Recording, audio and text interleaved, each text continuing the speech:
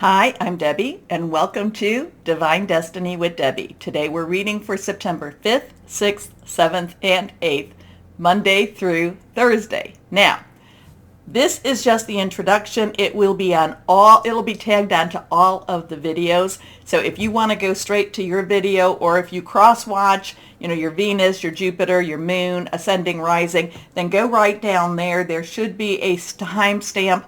You click on it, it brings you right where you want to go. Hope you watch the introduction at least once. Now, you know that for the week, I use my Bradley Valentine decks, of course. I use my Archangel Power Tarot cards. I will pull one from my Guardian Angel Tarot cards. I will pull another from my Emily Anderson Crystal deck. And I have started using the Inspirational Wisdom from Angels and Fairies. And that is by Frances Monroe and Judy Mastrangelo.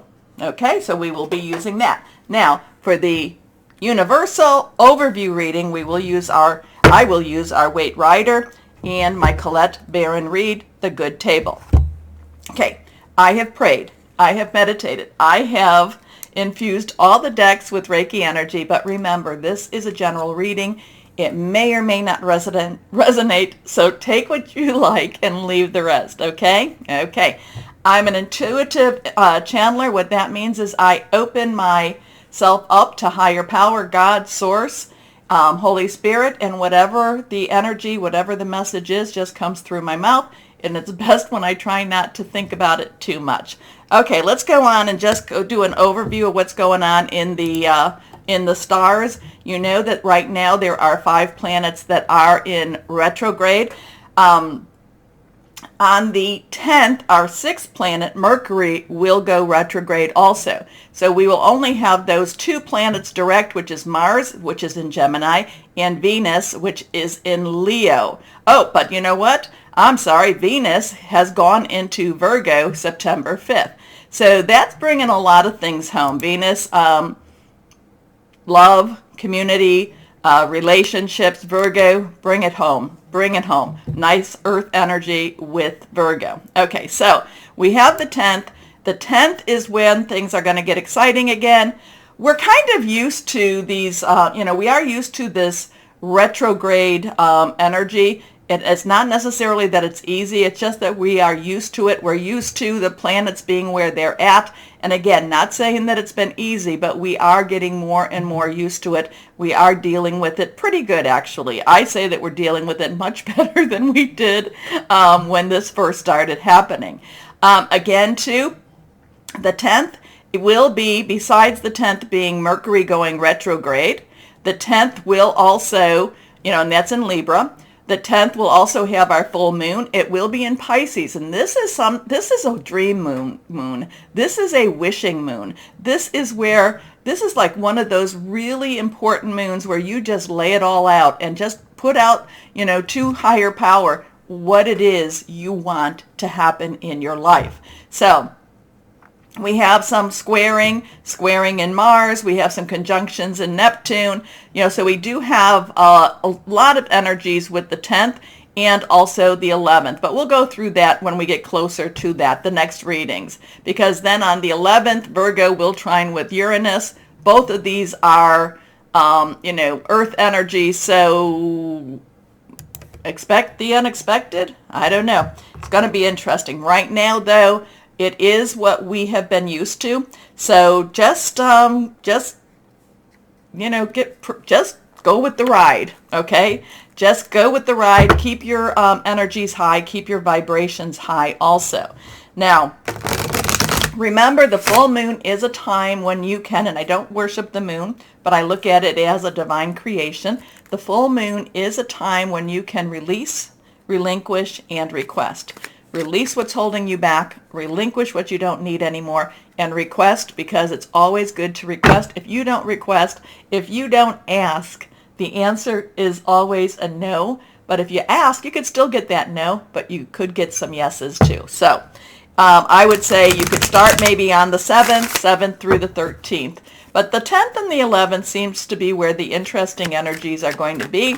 Again, it's not a light switch, it's more of a dimmer switch. So as we get closer and closer to that 10th and 11th, we will start feeling more of those energies for good or for bad, and we will be working through them.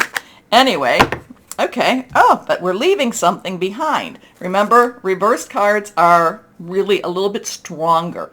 Okay, so what else was I going to tell you about that? The Schumann resonance has been heating up again, and it's been doing that white energy. But I post that. I post that on the community page, and I also post that on Instagram and Facebook.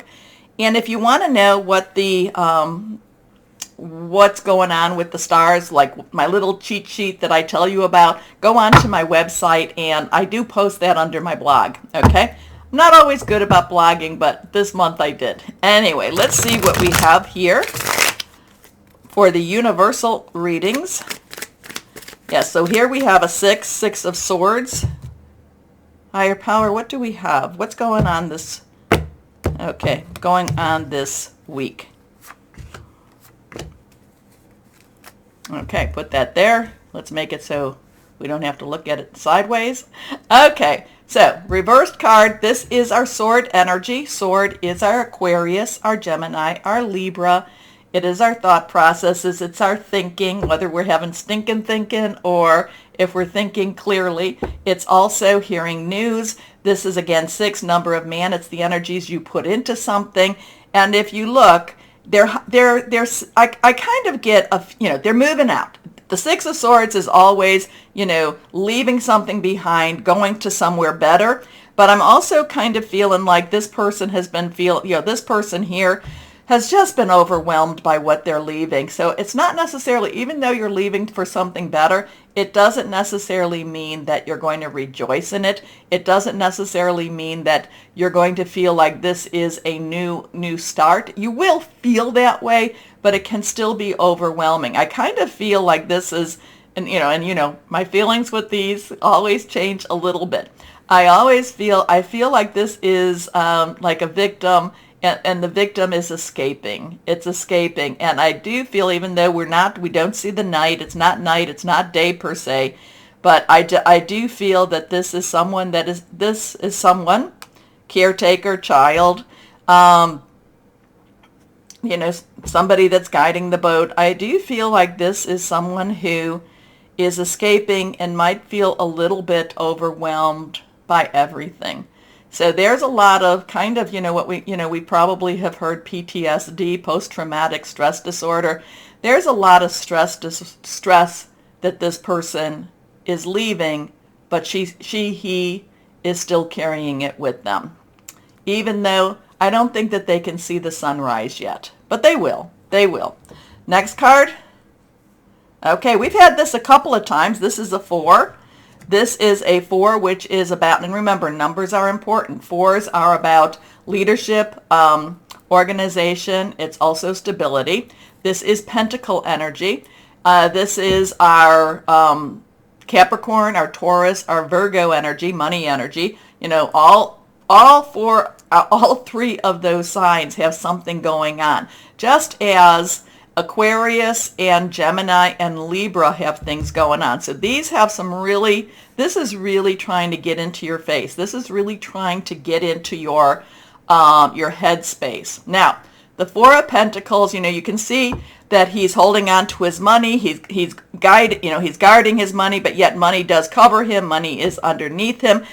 I have felt very much in the last week or so, 2 weeks actually, to get things ready for winter, to get the car ready, do whatever you need to get, I'm getting new brakes, I'm getting new, maintenance done. I've been feeling very pushed to get things ready. So what am I getting them ready for? Hey, it could just be for the winter. But I do feel that there is, it's just, and also too, look for the best price. Look for the best price. Look for the person that's going to give you the best job for the best price also. So I did do a little shopping when I'm doing my car, getting my car ready, things like that. But I feel like there is some guarding of your money. There is some, the money will be there. It's just that you may not necessarily feel it as abundantly as you would like it to be. There is some reciprocity with the 4 of Pentacles. There is some give and there is some take. But in this case, he's not willing to necessarily give as much as he's willing to guard. Anyway, let's see what we have here. Next card is the Two of Cups. Now we have a 2, which is crossroads, choices. Do I go this way, that way, pathways. It's also coming together. Now, cups is our water energy, our Cancer, our Pisces, and our Scorpio. Fluid and very emotional energy. Now, the 2 of Cups usually means coming together.